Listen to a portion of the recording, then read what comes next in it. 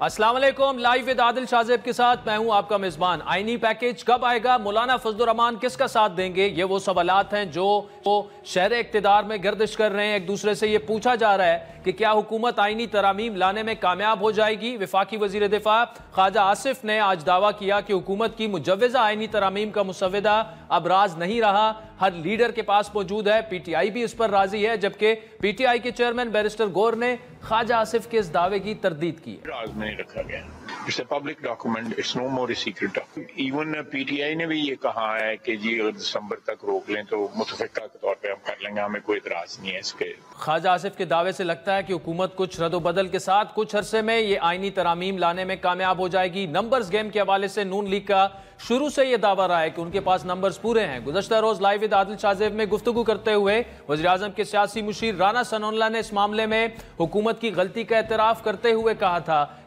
कि हुकूमत का साथ देने वाली पीटीआई के अरकान असम्बली पर सुप्रीम कोर्ट के फैसले का कोई असर नहीं होगा। हुकूमत के लोगों का ख्याल था कि तहरीक इंसाफ के कुछ लोग आपके साथ हैं, 4 या 5। इस पर सुप्रीम कोर्ट की एक वजाहत भी फिर आगे की, ये तमाम लोग जो हैं पीटीआई का हिस्सा कंसिडर होंगे और किसी ने अगर वोट दिया पार्टी के खिलाफ तो वो डिस्क्वालीफाई हो जाएगा। नहीं, वो लोग अपनी मर्जी से जो है उन्होंने फैसला किया है सपोर्ट करने का गवर्नमेंट को, और उसमें कोई ऐसा बंदा नहीं है जो सुप्रीम कोर्ट के इस फैसले से हिट होता। इसमें हुआ ये है कि शायद इस किस्म के हसास अहदाफ जो हैं उनको हासिल करने के लिए काम का कुछ हिस्सा जो है वो राजदारी में होना चाहिए और खामोशी से होना चाहिए, और फिर कुछ हिस्सा जो है वो फिर बाहर पब्लिक के सामने या मीडिया के सामने जब होना चाहिए। तो इस पे थोड़ा सा मेरा ख्याल है कि कोई बैलेंस ख़राब हुआ है। राना सनाउल्लाह का तहरीक इंसाफ के लोगों के मुताबिक क्या कहना है आपने सुना। दूसरी जानिब वजीर खैबर पख्तूनख्वा के वज़ीर आला अली अमीन गंडापुर ने अपना रिवायती अंदाज इख्तियार करते हुए कहा है कि हुकूमत की आईनी तरमीम मंजूर कराना तो दूर की बात, उनमें इसे पेश करने की जुर्रत भी नहीं होगी। जमहूरियत पे एक हमला है और ये हमला हम कभी कामयाब नहीं होने देंगे।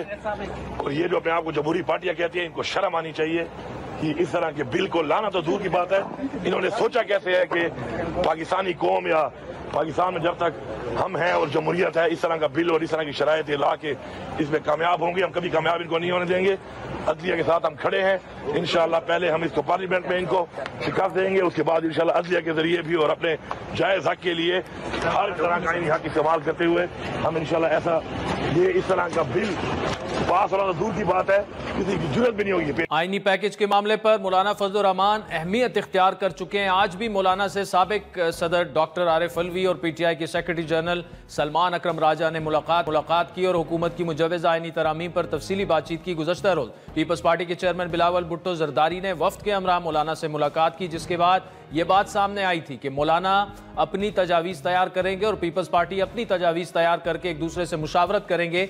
ज़राए के मुताबिक गुज़श्ता रोज़ नून लीग के वफ्द ने भी मौलाना से मुलाकात करनी थी, लेकिन JUI की जानिब से इनकार किया गया। जिस वक्त हुकूमती वफ्द ने मौलाना की रिहाइशगाह आने का कहा तो JUI ने अपनी पार्टी का मुशावरती इजलास तलब कर लिया। नून लीग की जानिब से जब रुकने कौमी असम्बली मोहसिन शाहनवाज रांझा को मौलाना की रिहाइशगाह भेजा गया तो इन्हें बाहर से ही वापस भेज दिया गया कि अभी इजलास जारी है, कोई मुलाकात नहीं कर सकता। गुज़श्ता रोज की मुलाकातों के बाद JUI के सीनियर रहनुमा कामरान मुर्तज़ा का यह कहना है कि मौलाना फजलुर रहमान को आईनी अदालत पर एतराज़ नहीं, लेकिन उन्हें इस आईनी अदालत को सुप्रीम कोर्ट से बाला नहीं होना चाहिए।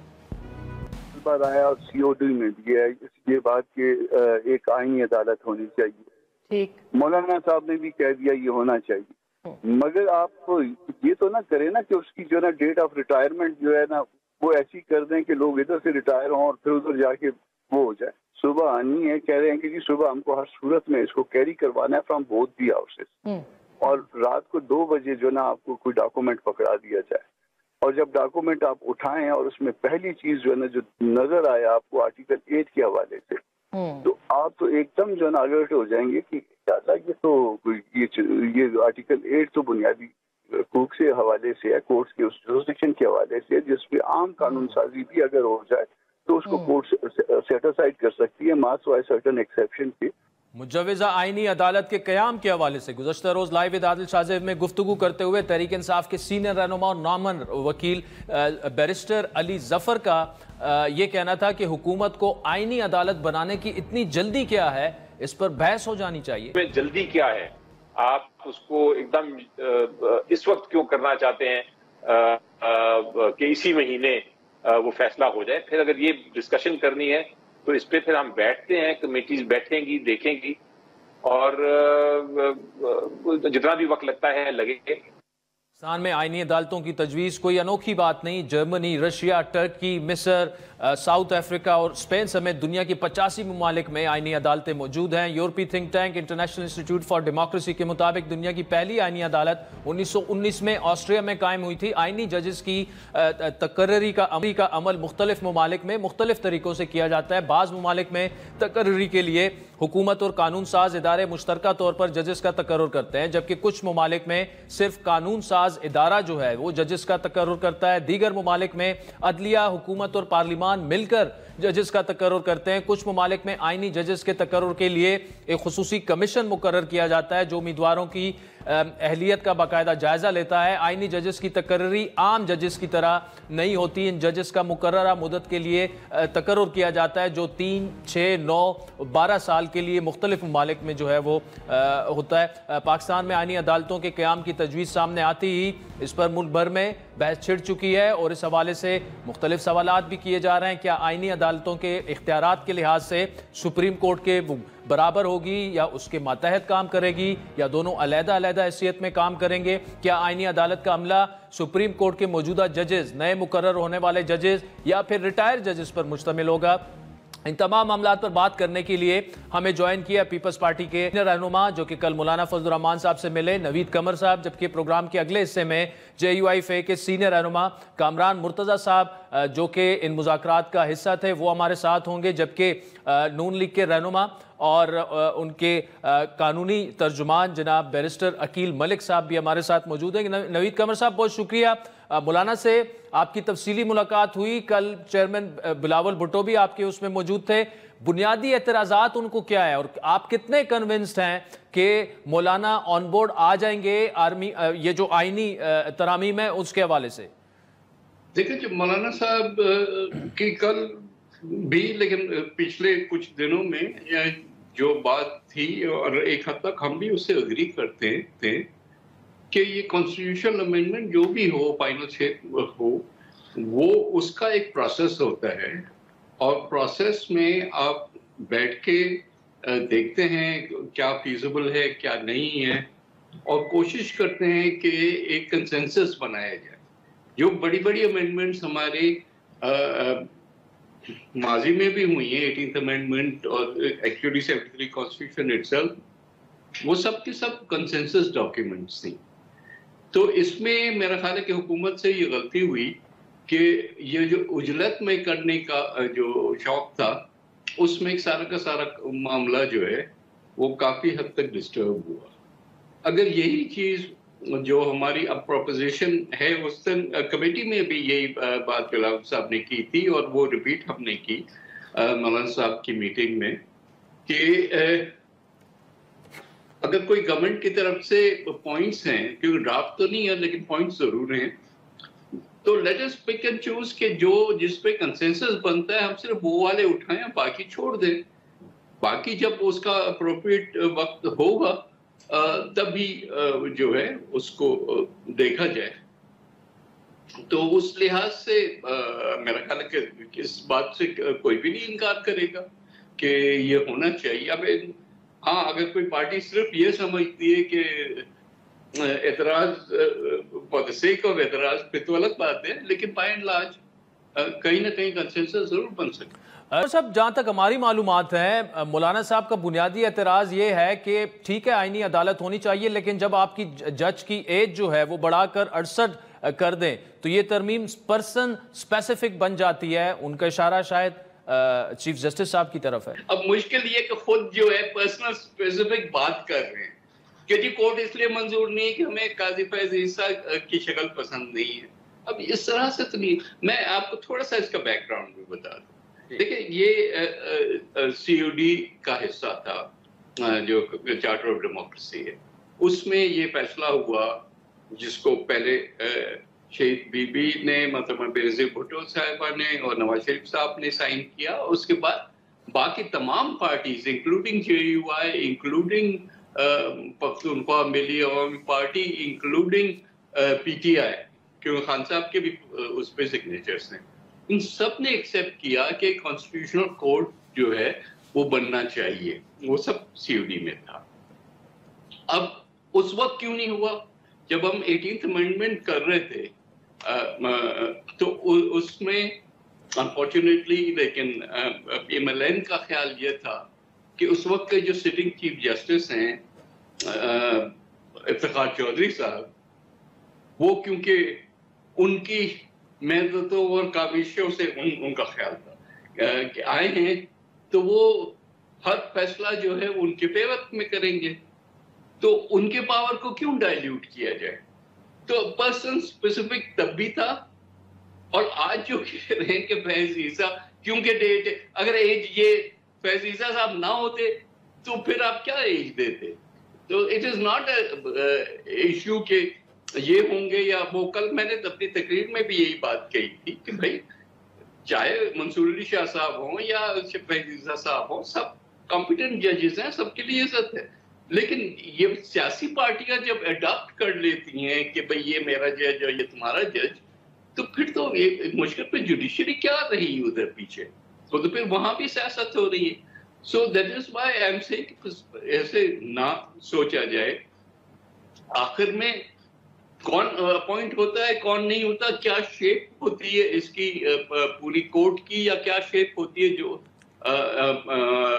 اپوائنٹمنٹ آف ججز کی پورے سسٹم کی. اس کے بعد ہی یہ چیزیں آئیں گی. اس کو پری میچورلی صرف اس لیے ریجیکٹ کر دینا کہ فلاں جج ہمیں نہیں پسند یا فلاں شخص, پھر تو پرسن اسپیسیفک تو وہ ہو رہے ہیں نا. پر صاحب دیکھیں, میں آپ کی بات سے ایگری ہوں, لیکن let me be devil's advocate here. Maulana sahib ججز کی مدت میں توسیع پر نہیں مان رہے تھے, لیکن امپریشن یہ آیا کہ وہ نہیں چاہتے کہ قاضی فیض عیسیٰ کنٹینیو کریں. لیکن اب اگر وہ آئینی عدالت آپ کے ساتھ مان رہے ہیں, لیکن ان کا اعتراض یہ ہے کہ 68 سال ایج نہ کی جائے, اس سے جس طرح آپ نے کہا کہ پرسن سپیسیفک تاثری آ رہا ہے, یعنی پی ٹی آئی مخصوص ججز کے پیچھے کیا کھڑی ہے, اس کو کیا نام دیا جائے؟ مولانا کیا مخصوص ججز چاہتے ہیں کہ وہ چیف جسٹس بن جائیں؟ پہلی چیز تو یہ کہ جو انسٹیٹیوشن بنانے کی بات ہو رہی ہے وہ کسی ایک شخص کے نام سے تو نہیں ہو رہی نا. اگر انسٹیٹیوشن بنے گا انشاءاللہ تو وہ آل ٹائمز ٹو کم. تو اس لحاظ سے ہو سکتا ہے گورنمنٹ کو قاضی صاحب پسند ہو اس وقت, لیکن that is not the only thing نا. سیکنڈلی آپ ایج کو بھی اس لیے وہ مینیپولیٹ کرنا چاہتے ہیں کہ کہیں وہ نہ آ جائے یا وہ نہ آ جائے, یہ نہ کریں. ایج تو خیر بہر صورت ایک ایسی ایج رکھنی پڑے گی نا کہ جس میں آپ اگر سپریم کورٹ جو ہے 65 ایئرس پر ختم ہوتا ہے, یہ تو ورنہ پوری سسٹم جو ہے وہ آپ بگاڑ دیں گے. سپریم کورٹ کیونکہ ٹچ نہیں ہو رہا تو اس لیے یہ آپشن رکھا گیا کہ بھئی جو لوگ in recent past supreme court میں وہ, اینڈ اٹس ناٹ جسٹ قاضی صاحب, وہ کیونکہ سینئر ہوں گے اور اتنی بڑی رسپانسبلٹی ہے انٹرپریٹیشن آف دا کانسٹیٹیوشن, تو سینئر لوگ ہیں نا, نئے لوگ اگر آئیں گے ان کو پورے پاکستان کا آئین جو ہے وہ انٹرپریٹ کرنے کے لیے دے دیا گیا, جبکہ ان سے زیادہ سینئر لوگ سپریم کورٹ میں بیٹھے ہوئے ہیں. تو that itself is an anomaly. تو اس لحاظ سے ایج جو ہے اس کو ایک بندے کی وجہ سے نہ مینیج کیا جائے, بلکہ ایج ایسی رکھی جائے جس میں سارا وزڈم ہو کہ what kind of people are we looking for? We are looking for experienced people, نا, جن کو اتنے سالوں کے بعد وہ کہیں نہ کہیں پہنچتے ہیں. تو لیکن یہ ساری چیزیں جو ہے نا اس وقت ہم ٹی وی پہ بیٹھ کے ڈیبیٹ کر رہے ہیں, لیکن یہ تو بیٹھیں گے جب اکٹھے اور بیک اینڈ فورتھ یہ بات ہوگی تو اس کے بعد ہی ہم کسی کنکلوژن پہ پہنچیں گے نا, rather than to start saying yes or no based on our bias. جتنے بھی اعتراضات ہیں خصوص چاہے اگر وہ جے یو آئی کے ہیں یا کسی اور جماعت کے ہیں, وہ یہ کہتے ہیں کہ جی رات کی تاریکی میں ڈرافٹ جو ہے وہ ہم سے شیئر ہوتا ہے, اور پھر یہ بھی بتایا گیا کہ جی آپ سے کچھ اور پوائنٹ شیئر ہوئے ہیں, مولانا صاحب سے کچھ اور پوائنٹ شیئر کیے گئے. تو ہمیں کیوں بہتر یہ نہ ہوتا کہ آپس میں بیٹھ کر پہلے کنونس کر لیا جاتا مولانا صاحب کو, بجائے اس کے کہ 4 دفعہ اجلاس بلائیں, 4 دفعہ آپ ملتوی کر کے اور خود اپنی جگہ سائی کروائیں؟ میرا خیال ہے کہ یہ بات تو ایسی ہے جسے I can't disagree at all, because یہ ہوتا بھی ایسے ہے کہ پہلے آپ ایک کنسنسس بلڈنگ کرتے ہیں, اس کے بعد آپ دیکھتے ہیں کہ اب نمبرز ہیں اتنے کہ ہم یہ کر سکتے ہیں یا نہیں کر سکتے, اس کے بعد آپ موو کرتے ہیں. اب یہ you can't have the cart before the horse. میرا خیال ہے کہ یہ حکومت سے بڑی غلطی ہوئی ہے اس پورے پروسیس میں, اور شاید یہ جو ہم چاہ رہے ہیں جتنا بھی ایک لمیٹڈ ایجنڈا کی امینڈمنٹ وہ ہو جاتی اگر اس کو اس طرح سے جو ہے ہینڈل نہ کیا جاتا, بلکہ ادر وے راؤنڈ جو ہے وہ کیا جاتا. دوسرا میں ایک کریکشن کر دوں, یہ بار بار لفظ ڈرافٹ یوز کیا جا رہا ہے.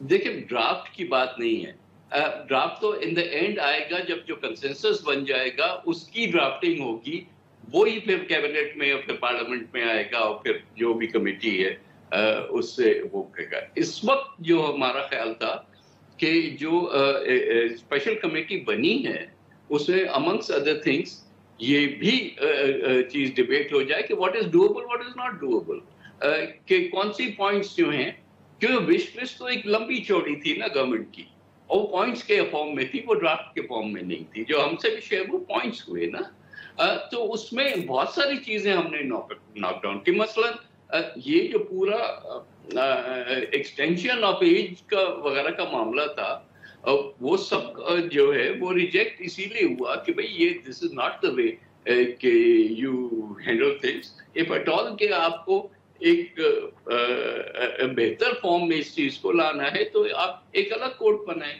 کیا خیال ہے کہ ججز کو ایکسٹینڈ دینے سے نہ تو لوگوں کی جو بیک لاگ ہے جو 55,000 یا جتنا بھی اس وقت سپریم کورٹ میں ہے, یہ تو نہیں نا, آپ نے تو فری اپ کرنا ہے کورٹ کو تاکہ it can give relief to people. اور ہر وقت ہم صرف سیاسی کیسز اگر کرتے رہے تو کورٹس بھی واک ڈاؤن ہو گئی ہیں نا. تو لیٹ اس ڈو تھنگس جو کہ صحیح ڈائریکشن میں جائے, اور اس میں پالیٹکس نہ ہو, اور we rise above that each one of us, تاکہ ہم کچھ گریٹر پبلک گڈ بھی کر سکیں. تو صاحب اگر مولانا مان جاتے ہیں, پیپلز پارٹی مان جاتی ہے, تمام اتحادی مان جاتے ہیں, پھر بھی حکومت کے پاس نمبرز تو پورے نہیں ہیں, 3-4 کم پڑتے ہیں, جن کے بارے میں نون لیگ کا دعویٰ ہے کہ چاہے وہ آزاد تھے یا انہیں پی ٹی آئی کا جو بھی دے وہ ہماری حمایت کا اعلان کریں گے, اور پی ٹی آئی کا یہ دعویٰ ہے کہ ان کے 4-5 لوگ نہیں ہیں, اور حکومت پر ان کا الزام یہ ہے کہ انہوں نے اٹھایا ہوا ہے. کیا یہ آپ کا بھی کنسرن ہے, مولانا صاحب کا بھی کنسرن ہے, کیونکہ اگر وہ ووٹ دے دیتے آگے جا کر یہ چیز سپریم کورٹ سٹرائک ڈاؤن بھی کر سکتی ہے؟ دیکھیں نہیں, بات پہلی یہ ہے کہ آپ نے کرنا وہی ہے جو کہ صحیح ہو نا. اس وقت آپ کو پتہ ہے ہم اس سے بالکل ٹوٹلی ڈس ایگری کرتے ہیں اس ججمنٹ سے, جو کہ میرا خیال ہے حمزہ شہباز کی جو الیکشن تھی اس کو on the basis of floor crossing جو ہے وہ سٹرائک ڈاؤن کیا گیا کہ جی جو 63A کی وائلیشن میں کوئی اگر اپنی پارٹی سے انحراف کر کے ووٹ دے گا تو وہ ووٹ کاؤنٹ نہیں کیا جائے گا. یہ کہیں آئین میں لکھا ہوا نہیں ہے لیکن اس ججمنٹ میں آ گیا. تو جب تک کہ وہ ہے ججمنٹ ان دا فیلڈ, تب تک جو بھی فلور کراس کرے گا اور پی ٹی آئی کا کوئی بندہ جو کہ آفیشلی پی ٹی آئی ہو تو اس کو جو ہے اس کا ووٹ کاؤنٹ ہی نہیں ہوگا. تو یہ جو خدشہ ظاہر کیا جا رہا ہے کہ جی پی ٹی آئی کے لوگوں سے فلور کراس کرا دیا جائے گا, وہ جب تک کہ وہ ججمنٹ ہے تب تک تو یہ ہو بھی نہیں سکتا نا. So what's the point. یہ تو بہت سارے خدشات جو ہیں وہ تھرو اپ کیے جا رہے ہیں تاکہ جو ہے یہ بھی نہ ہو. اب خان صاحب نے کہا ہے کہ ساری امینڈمنٹس لیے ہو رہی ہے کہ مجھے جیل میں رکھا جائے. بھائی ایسا تو نہیں ہے نا, اتنا وہ تو ہم نہیں پرسن اسپیسیفک ہو جائیں کہ ہر چیز کسی ایک پرپز کے لیے کی جا رہی ہو. تو لیٹس لک ایٹ اٹ. میرا خیال ہے کہ یہ خدشہ بھی ان کا غلط ہے. اگر کوئی انڈیپینڈنٹ ہے یا کوئی پولیٹیکل پارٹی سپورٹ کرتی ہے وہ تو الگ بات ہے نا, they have every right to do so. لیکن باقی پی ٹی آئی کے لوگوں کو تو نہیں آپ نوید قمر صاحب, thank you so much for joining us. ناظرین وقت تو چاہتا ہے ایک بریک کا, جس کے بعد جے یو آئی کے سینئر رہنما سینیٹر کامران مرتضی ہمیں جوائن کریں گے. ان سے پوچھیں گے کہ مولانا صاحب آخرکار کیوں نہیں مان رہے اور کیا اعتراضات ہیں ان کے. ویلکم بیک ناظرین. بریک سے پہلے سید نوید قمر صاحب پیپلز پارٹی کے سینئر رہنما, کل مولانا صاحب سے جا کے وہ ملے بھی ہیں, تفصیلی گفتگو آپ نے سنی. اس وقت جے یو آئی کے سینئر رہنما مولانا صاحب کے لائر بھی ہیں سینیٹر کامران مرتضی صاحب ہمارے ساتھ موجود ہیں. کامران صاحب, آئینی عدالت پر تو آپ کو اعتراض نہیں, لیکن آپ کو اصل میں بنیادی اعتراضات ہیں کیا؟ کیونکہ پرائم منسٹر صاحب آئے, کئی دفعہ آئے, پریزیڈنٹ صاحب آئے, کئی دفعہ آئے, بلاول آئے, سارے آپ کے پاس آ رہے ہیں, لیکن مولانا صاحب لچک نہیں دکھا رہے. دیکھیے جے یو آئی کو یا مولانا صاحب کو جو اعتراضات ہیں وہ آرٹیکل 8 کو امینڈ کرنا چاہ رہے تھے. آرٹیکل 8 جو آپ جانتے ہیں کہ وہ اس اختیار سے متعلق ہے جس میں عدالتیں سیٹ اسائڈ کر سکتی ہیں ایسے قوانین کو بھی جو کہ بنیادی انسانی حقوق سے متصادم ہوتے ہیں. تو اس کا نیٹ جو ہے یہ ٹائٹ کرنا چاہ رہے تھے. اس سے متعلق جو نا بنیادی اختلاف تھا. بنیادی اختلاف جو ہے آرٹیکل 51 کو جو ہے نا وہ سپریم کورٹ کی ججمنٹ کو انفیکٹو کرنا تھا, وہاں پہ تھا. 106 کے حوالے سے تھا, 63A کے حوالے سے ہے. 2 کے 63A والی ججمنٹ کے حوالے سے میرا اپنا ایک الگ سے اوپینین ہے جو سپریم کورٹ کی اس ججمنٹ کی مطابقت میں نہیں ہے.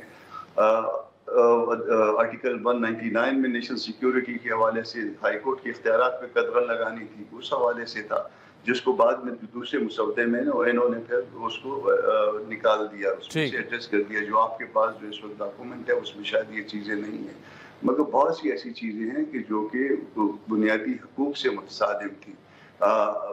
ممکنہ طور پہ ہم شاید اس بات سے ایگری کرتے کہ ایک آئینی عدالت ہونی چاہیے, مگر آئینی عدالت جو ہے وہ کوئی سپریم کورٹ سے بڑی عدالت نہیں ہونی چاہیے. اس کے پیچھے جو ہے نا وکلا کے مطالبات بھی ہیں, اس کے پیچھے جو ہے نا وہ سی او ڈی میں بھی جو ہے نا بہت کچھ طے ہوا ہے.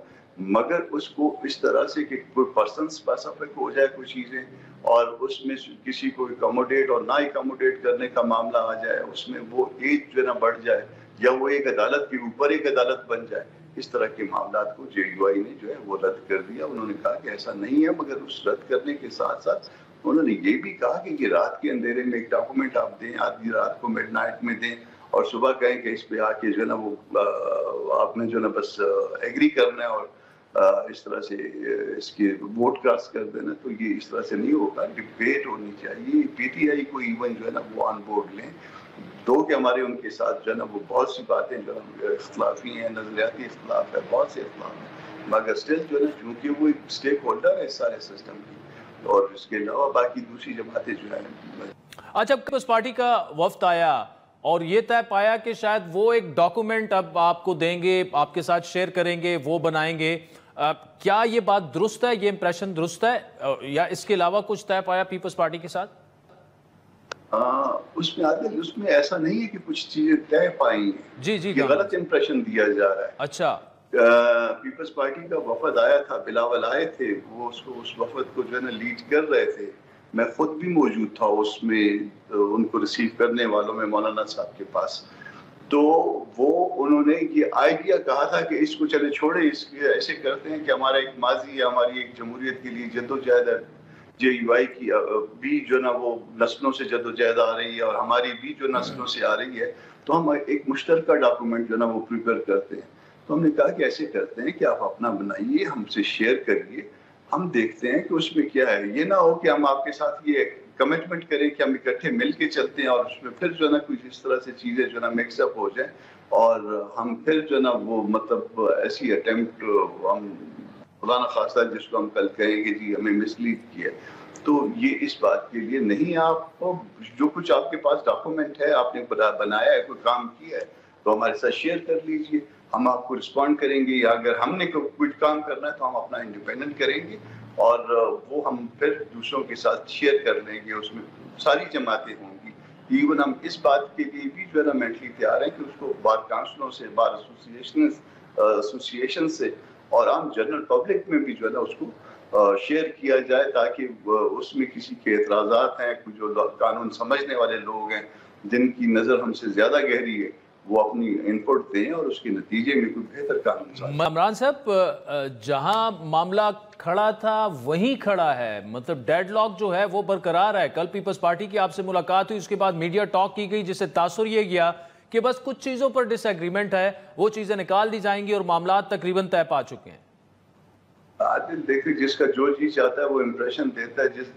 وہ کوئی کہتا ہے کہ جی ہم نے کوئی عہدہ مانگا ہے، کوئی کہتا ہے کہ جی ہم نے کوئی اور سلاٹ مانگی ہے. مطلب کہ اس طرح سے جس کے مطلب کی بات ہوتی ہے وہ اگر کوئی کامیاب اس میں ہو جاتا ہے تو مولانا صاحب بہت اچھے ہیں، اور اگر خدا نخواستہ اس کے خلاف کوئی بات چلی جاتی ہے تو پھر مولانا نے کوئی چیز ڈیمانڈ اس کی بہت ہائی تھی، اس لیے وہ پوری نہیں کر سکے. اس طرح کی باتیں ہوتی ہیں. اس طرح کی باتیں ہمیں جو ہے نا مختلف کارنر سے روز پہنچتی ہیں کہ مولانا کی کون سی ڈیمانڈ ہے. خدا کے بندے، میں ہر چیز کا وٹنس ہوں، ہر وقت جو ہے نا میں موجود رہا. مولانا نے کوئی قطعاً ڈیمانڈ نہیں کیا، یا ایون کسی نے آفر بھی نہیں کیا، نہ ہماری کوئی ڈیمانڈ ہے. ٹھیک ہے کامران صاحب، اس کا مطلب یہ کہ وے فارورڈ پھر یہی ہے، جس طرح آپ کہہ رہے ہیں کہ وہ کلا برادری اور بار کونسلز کو آن بورڈ لیا جائے، تمام جماعتوں بشمول پی ٹی آئی کو آن بورڈ لیا جائے، تو آپ کی طرف سے پھر نہ ہی ہے، کیونکہ گورنمنٹ جلدی میں کرنا چاہتی ہے اور ان تمام عرصے پہ تو کئی مہینے بھی لگ سکتے ہیں. جنرل پبلک کو اس کو پبلش کیا جائے، پہلے چند دن دیے جائیں، لوگ دیکھیں اس کو پبلش کیا، تاکہ جو جتنے سٹیک ہولڈر ہیں اس معاملے کے وہ سارے کے سارے جو ہے وہ اس پہ آن بورڈ. یعنی جب تک یہ ڈیمانڈز پوری نہیں ہوں گی، آپ کی گفتگو سے یہ لگ رہا ہے کہ آپ کوئی لچک دکھانے کے لیے نہیں تیار اور یہ معاملہ نہیں آگے بڑھے گا. پھر یہ چیزیں بنیادی ہیں. دیکھیے، سیاسی پارٹیوں نے الٹیمیٹلی پبلک میں جانا ہوتا ہے، اور مولانا صاحب کا آپ کو تعلق پتہ ہے کہ خیبر پختونخوا سے ہے، میرا تعلق آپ کو پتہ ہے کہ بلوچستان سے ہے. ہماری دو جگہ جو بنیادی جگہ ہیں، جو ہمارا جو پارٹی جو ہے جس کا جہاں پہ انفلوئنس ہے، وہ ان دو صوبوں میں. ان دو صوبوں میں ڈسٹربنس بھی موجود ہے، اور اگر آپ ان صوبوں کے لوگوں کے معاملات کو جو ہے وہ کسی طرح سے بھی اس کو جو ہے ان کا ہاتھ مروڑنے کی کوشش کریں گے تو جماعت JUI پاکستان مولانا فضل الرحمان ریزسٹ کرے گا. سینیٹر کامران صاحب بہت شکریہ. ناظرین، سینیٹر کامران صاحب جو ہیں وہ مولانا فضل الرحمان صاحب کے قانونی مشیر بھی ہیں، اور اس تمام معاملے میں جو جتنے بھی مذاکرات ہو رہے ہیں، جتنے بھی وفود مولانا صاحب سے ملے وہ وہاں پر موجود ہیں. تو آپ نے ان کی جو گفتگو سنی، کوئی لچک کا مظاہرہ مولانا صاحب نے ابھی تک نہیں کیا. تو اس کا مطلب کہ گورنمنٹ کو اس معاملے میں کافی مشکلات ہیں. بریک کے بعد ہم حکومتی جو ترجمان ہیں، قانونی مشیر ہیں، بیرسٹر عقیل صاحب ہمیں جوائن کریں گے، ان کے سامنے سارے سوالات رکھتے ہیں.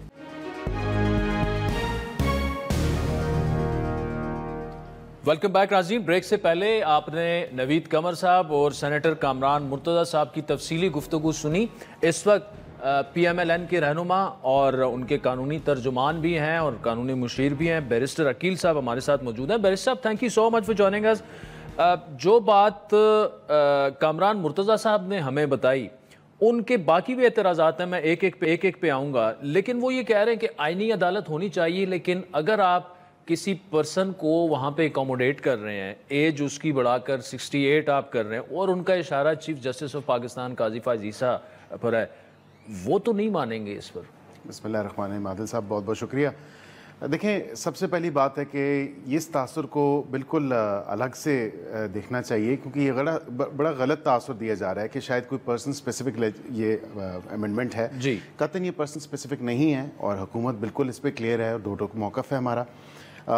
65 سے 68 کیوں ہے اس کی وجہ بھی بتا دیتا ہوں. جی، کہ جتنے آپ کے بڑے اچھے لیگل مائنڈز جو ججز ہیں، جو ریٹائر ہوئے ہیں حال ہی میں، آپ دیکھیں ہائی کورٹ سے بھی ہیں، سپریم کورٹ سے بھی ہیں، مطلب وہ ان گریٹ کانسٹیٹیوشنل مائنڈز کو 65 پہ تو وہ ریٹائر ہو گئے یا 62 پہ وہ ریٹائر ہو گئے. اب ان کو لانے کا جو طریقہ ہے وہ ایک یہ چیز ہے کہ ایج وہ تقریباً جو ایک فرسٹ لاٹ آئے گی، جو فرسٹ لاٹ آنی ہے اس کو یہ قطن نہیں ہے، اور یہ تاثر جو دیا جا رہا ہے شاید قاضی صاحب کو لایا جا رہا ہے، ایسی کوئی بات ہی نہیں آئی، نہ کوئی اس ورکنگ پیپر میں کوئی ایسی ڈسکشن ہوئی ہے۔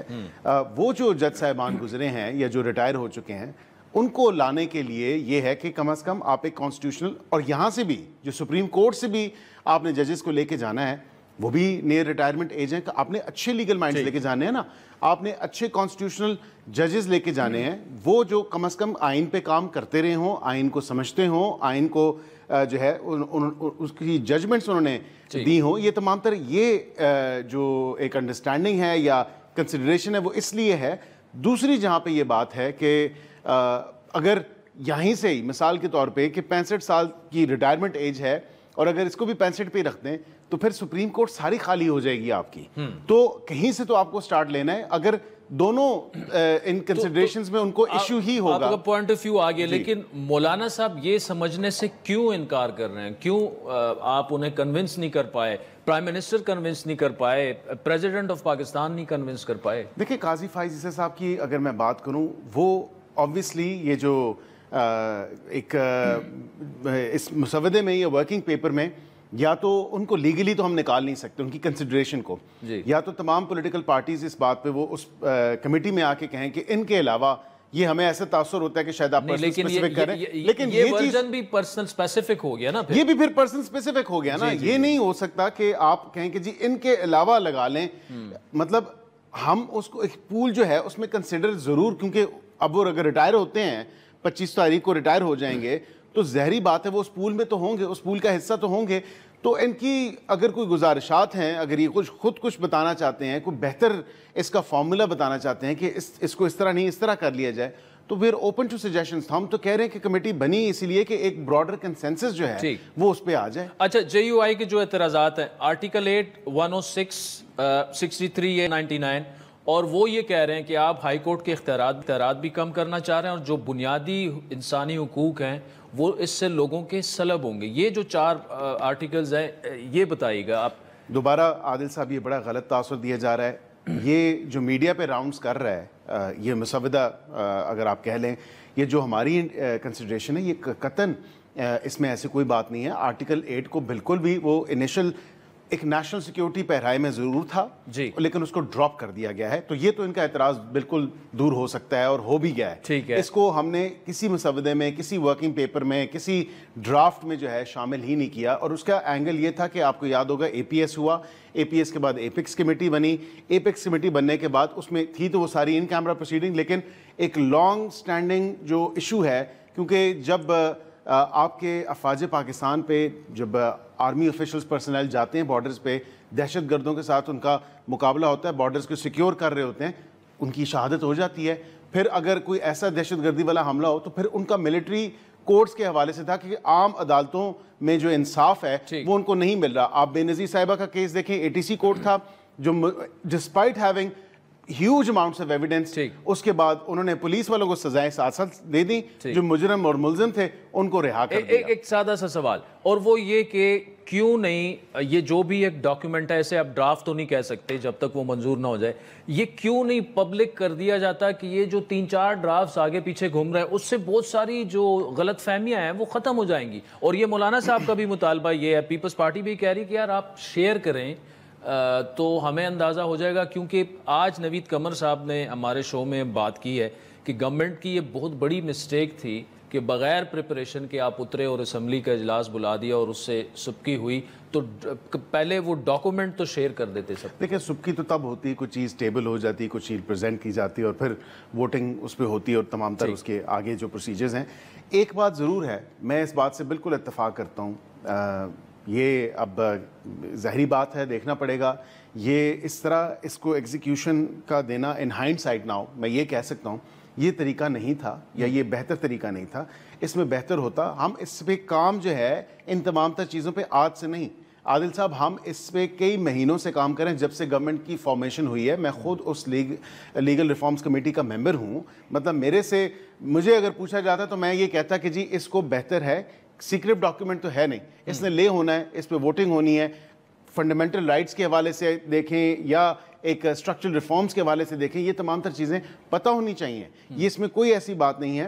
اس کے جو میں نے خد و خال تھے وہ تو گائے بگائے میں نے اس کو بیان کیا کہ یہ چیزیں انڈر کنسیڈریشن ہے، یہ ہو سکتی ہیں، لیکن ایسا نہیں ہوا، یہ مسٹیک تھی آپ کی وجہ سے. میں یہ سمجھتا ہوں کہ اس کو ایک طریقہ یہ تھا کہ broader consensus from day one ہونا چاہیے تھا. تمام تر پولیٹیکل پارٹیز کے ساتھ ہمارے اتحادیوں کو تو ہم نے آن بورڈ لیا تھا، لیکن اپوزیشن کو بھی میں یہ ضرور کہوں گا کہ فرام ڈے ون ہم اس میں لیتے. ٹھیک ہے اپوزیشن سیاست کرتی ہے، سیاست انکلوڈنگ پی ٹی آئی کی آپ بات میں بالکل انکلوڈنگ پی ٹی آئی، اور وہ بھی ایگری کرتے ہیں with the concept of constitutional courts. اس پہ تو کسی کو اعتراض نہیں ہے. اس میں اگر کوئی ایسی چیز وہ سمجھتے ہیں کہ جو قابل اعتراض ہے تو اس میں بتا دیں، ہم اس میں وہ کر دیں گے. پتہ ہی ہے اعتراض تو پھر یہ اسپیسیفک ہے، لیکن پھر بات یہ کہ کیا ان کو کنسیڈریشن سے آؤٹ کر دیں، یہ تو پھر ان کی طرف سے پرسن اسپیسیفک ہو جائے گا نا. اب اس کا کوئی حل یا وے فارورڈ نکالنا ہے، وہ وے فارورڈ ہے اور وہ وے فارورڈ نکل آ سکتا ہے، اس میں تو کوئی ایسی بات. بیرسٹر عقیل صاحب، thank you so much for joining us. ناظرین وقت چاہتا ہے ایک بریک کا، جس کے بعد آپ سے دوبارہ ملاقات ہوگی. ویلکم بیک ناظرین. انڈیا کے زیر انتظام جموں کشمیر کی اسمبلی کے لیے عام انتخابات کا پہلا مرحلہ جو ہے وہ کل ہونے جا رہا ہے. جموں کی 43 اور کشمیر کی 47 اسمبلی کی سیٹوں کے انتخابات تقریباً 10 سال کے طویل عرصے کے بعد کرائے جا رہے ہیں، اور ایک دہائی بعد ہونے والے ان انتخابات میں 24 حلقوں میں کل پولنگ ہوگی، جبکہ ووٹنگ کا دوسرا مرحلہ 25 سپٹمبر اور تیسرا اور آخری مرحلہ 1 اکتوبر کو ہوگا، اور اسی طرح ووٹوں کی گنتی جو ہے وہ 8 اکتوبر کو کی جائے گی. جموں کشمیر اسمبلی کی جو نشستیں ہیں کل تعداد ان کی تقریباً 119 ہے. 90 جنرل سیٹس ہیں جن کے لیے 88 لاکھ سے زیادہ ووٹرز اپنا حق رائے دہی استعمال کریں گے. 5 پر نامزدگیاں ہوں گی، جبکہ 24 نشستیں جو ہیں وہ پاکستان کے زیر انتظام کشمیر کے لیے محفوظ رکھی گئی ہیں. اس سے پہلے جموں کشمیر اسمبلی کے آخری انتخابات 2014 میں ہوئے، جبکہ جون 2018 میں علاقائی جو جماعت ہے وہاں پہ پیپلز ڈیموکریٹک پارٹی اور بی جے پی کی وہاں پر مخلوط حکومت کے خاتمے کے بعد ریاست کے گورنر نے اسمبلی کو تحلیل کر دیا تھا، اور اسمبلی 6 سال کی مقررہ مدت پوری نہیں کر پائی تھی. اس کے بعد انڈین گورنمنٹ نے 5 اگست 2019 کو ریاست کی آئینی جو نیم خود مختاری تھی اور جو حقوق تھے وہ بھی ختم کر دی، اور اس کے ساتھ ہی اسے 2 حصوں میں تقسیم کر کے انہیں براہ راست وفاق کے کنٹرول والے علاقے بنا دیا تھا. اپوزیشن جماعتیں یہ دعویٰ کر رہی تھیں کہ اسمبلی انتخابات میں تاخیر کی وجہ یہ تھی کہ جموں کشمیر کی نیم خود مختاری ختم کرنے کے لیے آرٹیکل 370 اور 35A کی منسوخی سمیت دیگر اقدامات کی وجہ سے بی جے پی کو انتخابی میدان میں شکست کا خدشہ تھا، اور اب بی جے پی نئے دعووں اور وعدوں کے ساتھ اپنی انتخابی مہم میں اتر آئی ہے. Indian prime minister Narendra Modi نے 14 سپٹمبر کو ڈوڈا شہر میں ایک انتخابی جلسے کے دوران کشمیر کو ریاست کا درجہ دینے کا اعلان کیا ہے. آپ کے ہر ادھیکار کی رکشا کی گارنٹی مودی نے دی ہے.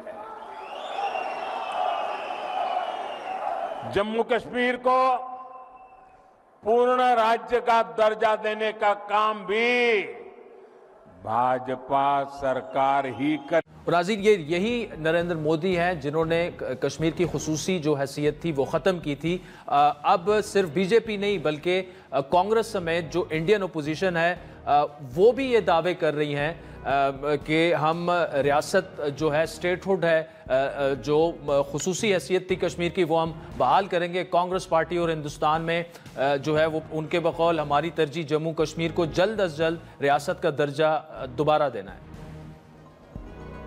Our priority in the Congress party and also in the India Gathbandhan to restore statehood to Jammu and Kashmir as soon as possible. We had expected that this would be done prior to the elections, but okay, elections have been declared.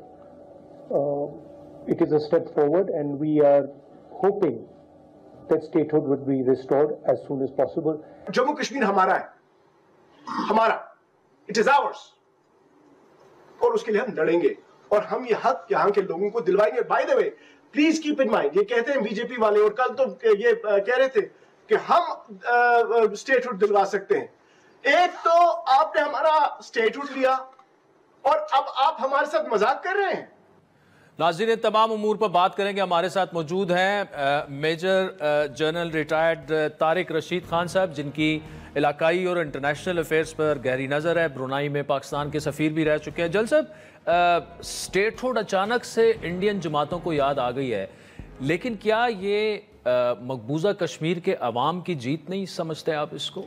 میں اس کو ایسے دیکھتا ہوں کہ جب بھی election آتا ہے ایک تو پاکستان کے خلاف ان کے ایک ہائپ کریٹ کرتے ہیں، جیسے ابھی اتر پردیش کی چیف منسٹر نے بیان دیا کہ پاکستان ایک کینسر ہے، اور امیت شاہ کا بیان آیا یونین منسٹر کا کہ آرٹیکل 370 اب ایک ہسٹری ہے اور یہ ہسٹری کو ہم دوبارہ سے ری انیکٹ نہیں کر سکتے.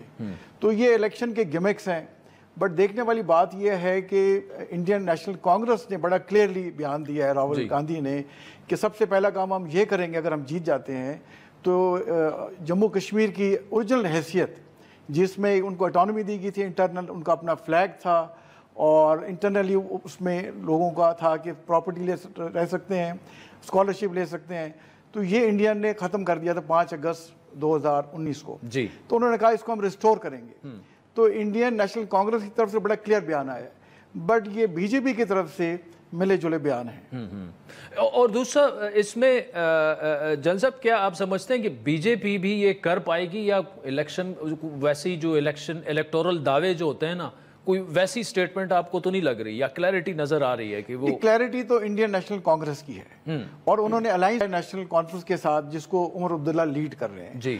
تو ویسے تو یہ شام الیکشنز ہیں. میں کچھ سٹیٹسٹکس آپ کو بتاتا ہوں کہ تقریباً 32 لاکھ جو ہے غیر کشمیری ان کو لا کے مودی نے وہاں بسایا ہے، اور 10 لاکھ فوج ہے.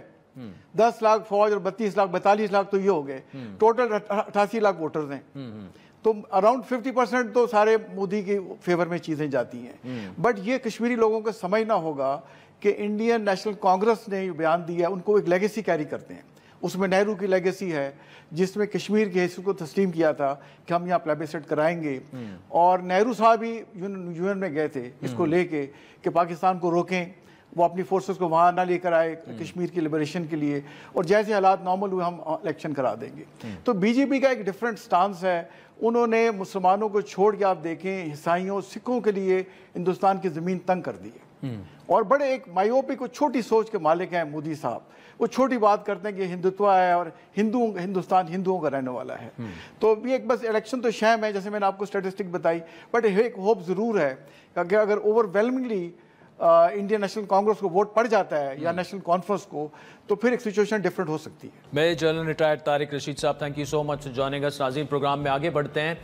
لبنان میں حزب اللہ پر اسرائیل کے جدید ٹیکنالوجی کے ذریعے سائبر حملے کے نتیجے میں ایرانی سفیر اور حزب اللہ کے اراکین سمیت تقریباً 1000 سے زیادہ افراد زخمی ہو گئے ہیں، اور ہاسپٹل ذرائع کا یہ کہنا ہے کہ دھماکوں میں حزب اللہ کے 2 جنگجو اور ایک خاتون سمیت تقریباً 8 افراد کم از کم جاں بحق ہو گئے ہیں. لیکن یہ تعداد جو ہے یہ بڑھ سکتی ہے. سیکیورٹی ذرائع نے رائٹرز کو یہ بتایا کہ لبنان میں مواصلاتی ڈیوائس پیجر پھٹنے کے واقعات رونما ہوئے، اور لبنان کے وزیر صحت نے تصدیق کی ہے کہ لبنان بھر میں سینکڑوں افراد پیجر پھٹنے سے زخمی ہو چکے ہیں. حکام نے بیروت کے اسپتالوں میں ایمرجنسی نافذ کر دی ہے، اور عوام سے اپیل یہ کی جا رہی ہے کہ اسپتال پہنچ کر خون کے عطیات دیں. سائبر حملوں میں زخمی ہونے والے افراد کو ہاتھوں، پیروں، آنکھوں اور چہروں پر زخم آئے.